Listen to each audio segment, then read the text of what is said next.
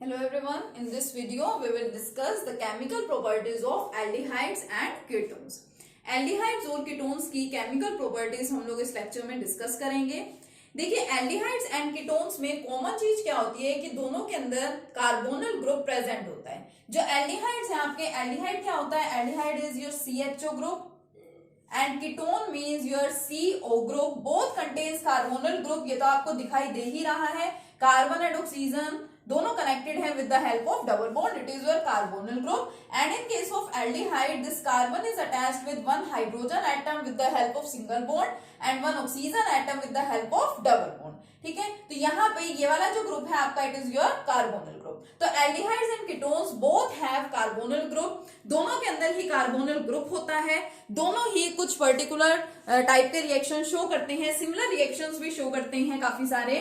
किसकी वजह से इनके रिएक्शन सेम है? Due to the presence of the carbonyl group both in aldehydes as well as in ketones. But फिर भी अगर हम लोग कंपेयर करें रिएक्टिविटी को, कि अगर हम लोग देखना चाहें एल्डिहाइड्स एंड कीटोन्स की रिएक्टिविटी, तो दोनों में से ज्यादा रिएक्टिव कौन होगा?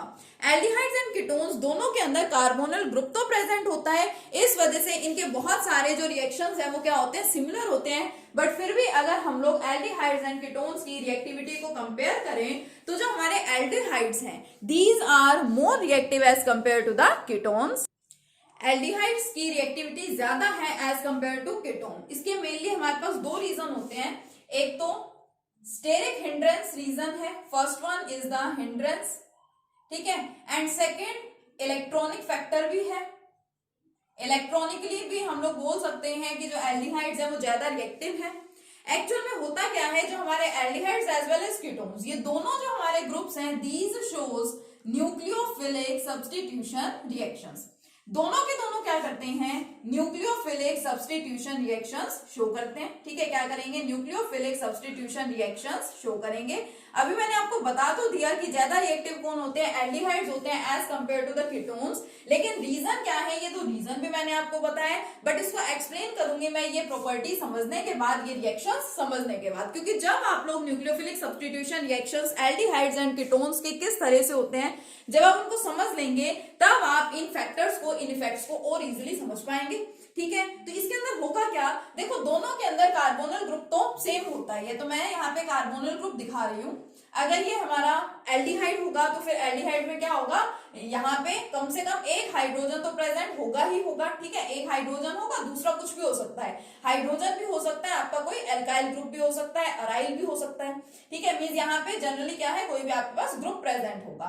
अगर बात करूं यहाँ पे कीटोन की, तो कीटोन के केस में दोनों के दोनों आपके एल्काइल या फिर अराइल ग्रुप्स प्रेजेंट होते हैं, बट ओवरऑल दोनों में कार्बोनिल तो है, तो मैंने लिख दिया यहाँ पे कार्बोनिल। न्यूक्लियोफिलिक सब्स्टिट्यूशन रिएक्शंस यानी कि न्यूक्लियोफाइल यहाँ पे क्या करेगी? रिएक्ट करेगी।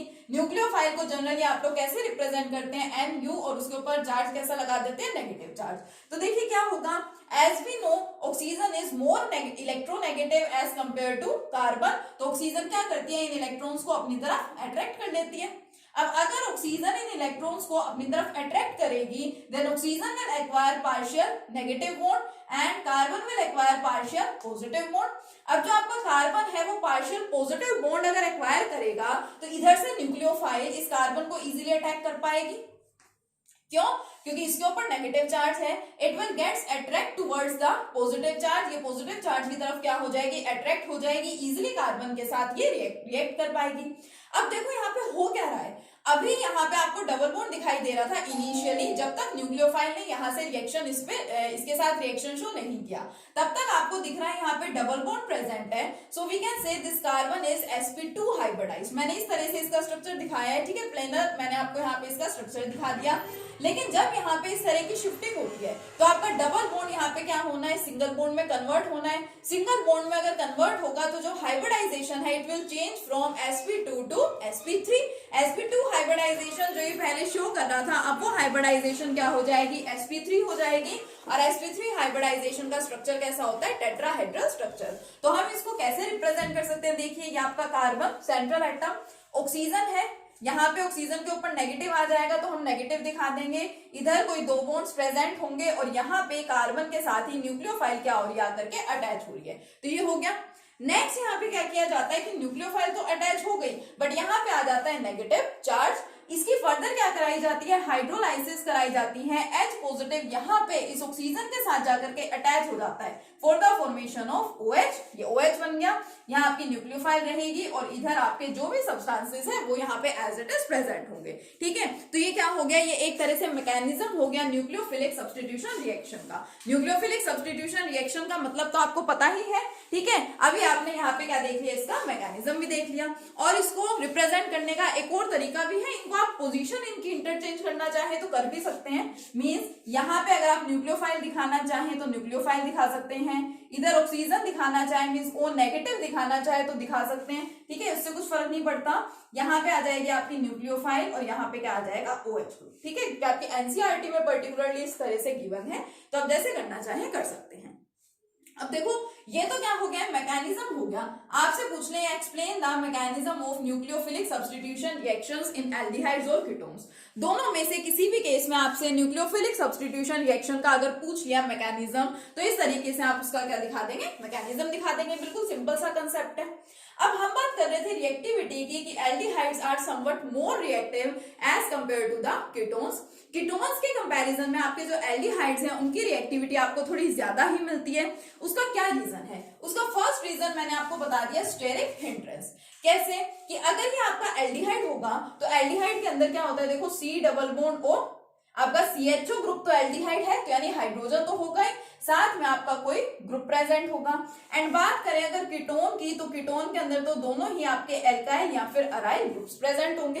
अब अगर दो इस तरह के ग्रुप्स आ जाएंगे तो फिर दोनों के बीच में क्या होगी, हिंड्रेंस होगी। हिंड्रेंस की वजह से रिपल्शन होगी, अनस्टेबिलिटी वाला फैक्टर यहाँ पे डेवलप हो जाता है। तो इस वजह से यहाँ पे रिएक्टिविटी कीटोन्स की थोड़ी सी घट जाती है, डिक्रीज हो जाती है due to this bulky groups, due to steric hindrance. Electronically मतलब इलेक्ट्रॉन्स के केस में, इलेक्ट्रॉनिक इफेक्ट के केस में आप इसको किस तरीके से समझ सकते हैं, देखिए न्यूक्लियोफाइल को यहाँ पे क्या करना है, अटैक करना है। अब न्यूक्लियोफाइल यहाँ पे कार्बन के ऊपर पॉजिटिव कैरेक्टर आ रहा था, पॉजिटिव चार्ज यहाँ पे डेवलप हो रहा था, इस वजह से न्यूक्लियोफाइल यहाँ पे क्या कर रही थी, अटैक कर रही थी, क्योंकि नेगेटिव एंड पॉजिटिव चार्जेस में क्या हुई, अट्रैक्शन हुई, और ये न्यूक्लियोफाइल इस कार्बन के साथ आकर के अटैच हो गई इजिली।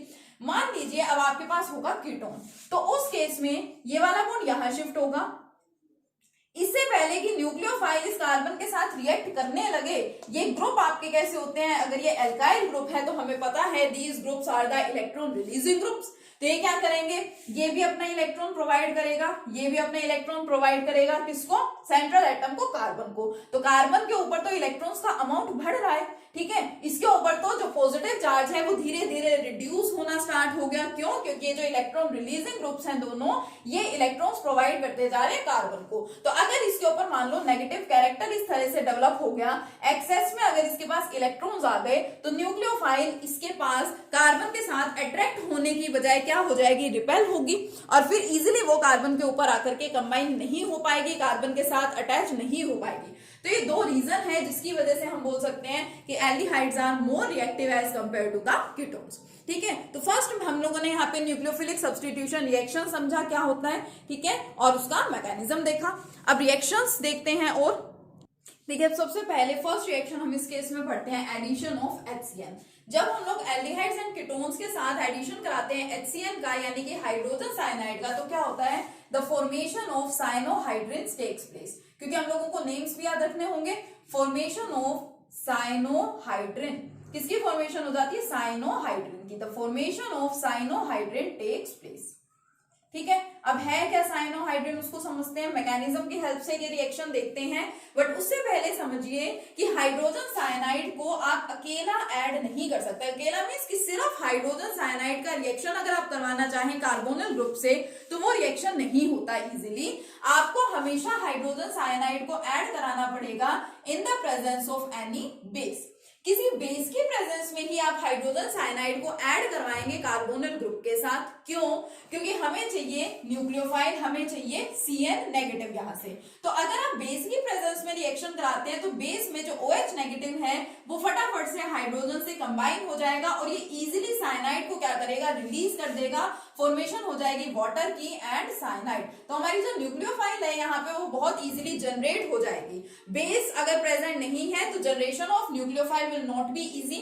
अगर हम यहाँ पे बेस ले रहे हैं तो हमारे जो न्यूक्लियोफाइल है यहाँ पे साइनाइड है वो इजीली उसका यहाँ पे जनरेशन हो जाएगा। अब मान लीजिए आपके पास ये कार्बोनिल ग्रुप है, इसके अंदर आप कौन ऐड करवा रहे हैं, आप न्यूक्लियोफाइल साइनाइड का एडिशन यहाँ करा रहे हैं, तो वही हुआ, ये वाला बॉन्ड इधर शिफ्ट हुआ, इस पे पॉजिटिव कैरेक्टर अराइज होने लगा तो साइनाइड इसके साथ हो जाएगी रिएक्ट। फॉर्मेशन किसकी होगी, कार्बन के साथ ये दो बॉन्ड बने हुए हैं, यहाँ पे हो गया आपका O नेगेटिव, एक बॉन्ड तो शिफ्ट हो गया, सिंगल बॉन्ड बन गया और ये CN।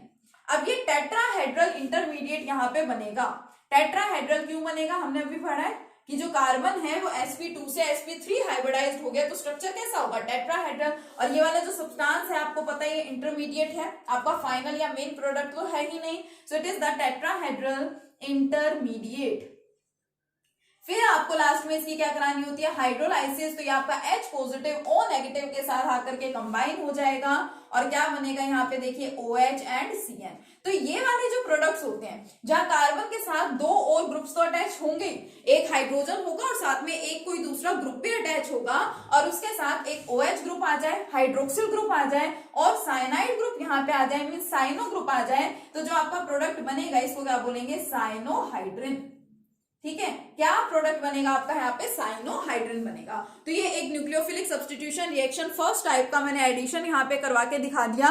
किसका एडिशन कराया है यहाँ पे, एडिशन ऑफ हाइड्रोजन साइनाइड। ध्यान रखेंगे addition takes place in the presence of a base. Pure HCN के साथ अगर हम ये रिएक्शन कराएंगे, प्योर का मतलब सिर्फ HCN को अगर लेंगे तो रिएक्शन बहुत स्लो होगा। क्यों, क्योंकि हमारी जो न्यूक्लियोफाइल है उसका यहाँ पे इजिली जनरेशन नहीं हो पाएगा। ठीक है, ये हो गया फर्स्ट रिएक्शन। सेकेंड रिएक्शन हम पढ़ते हैं, second one is the addition of sodium hydrogen sulphide. Next is the addition of, किसका एडिशन करा रहे हैं अब, सोडियम हाइड्रोजन सल्फाइड। ठीक है, सोडियम हाइड्रोजन सल्फाइड यानी कि NaHSO3 का यहाँ पे क्या कराना है, एडिशन कराना है। सेम टाइप का रिएक्शन है कि हम लोगों ने ले लिया कार्बोनिल ग्रुप और इसमें हम ऐड करा रहे हैं NaHSO3। तो आपको पता है सोडियम के ऊपर पॉजिटिव चार्ज होता है एंड HSO3 इसके ऊपर कैसा चार्ज होता है, नेगेटिव चार्ज होता है। ठीक है, सोडियम के ऊपर पॉजिटिव चार्ज तो आप सबको पता ही है। तो क्या होगा, ये वाला बॉन्ड यहाँ शिफ्ट हुआ, कार्बन के ऊपर कैसा कैरेक्टर अराइज हो गया, कार्बन के ऊपर पॉजिटिव कैरेक्टर अराइज हो रहा है। ठीक है, कार्बन के साथ कैसा कैरेक्टर हुआ, पॉजिटिव कैरेक्टर, तो इसलिए इसके ऊपर SO3H ग्रुप आकर के अटैच हो जाएगा।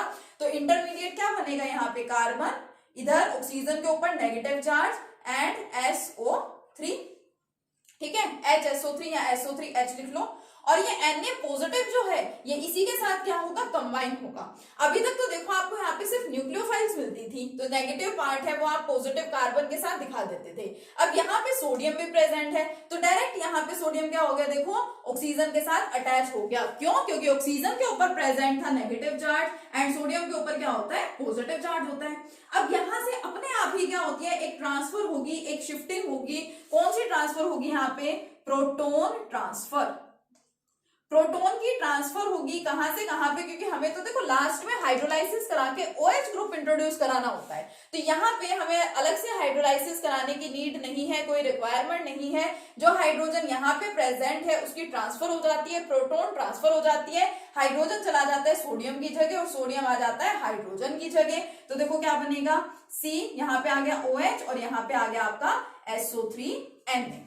तो जब हम लोग कार्बोनिल ग्रुप्स का, कार्बोनिल कंपाउंड्स का, मींस एल्डिहाइड्स और कीटोन्स का रिएक्शन कराएंगे सोडियम हाइड्रोजन सल्फाइड के साथ, तो इस टाइप के आपके क्या बन जाएंगे, प्रोडक्ट्स बन जाएंगे। ठीक है, तो दो टाइप के रिएक्शन हम यहाँ पे देख चुके हैं। फर्स्ट हमने पढ़ा reaction with hydrogen cyanide, second हमने पढ़ा reaction with sodium hydrogen sulphide.